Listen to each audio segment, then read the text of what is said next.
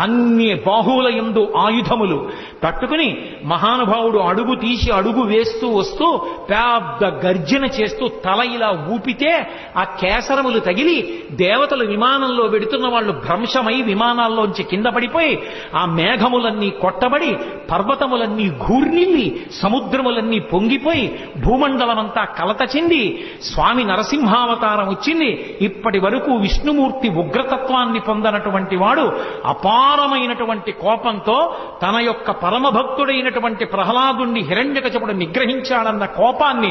ఆపుకోలేక ఉగ్ర నరసింహావతారమై వచ్చాడని లోకమంతా భీతిల్లిపోతే 33 కోట్ల మంది దేవతలు ఆకాశంలో నిలబడి స్తోత్రం చేస్తుంటే హిరణ్యకశపుడు ఆ వెలుతురు చూడలేక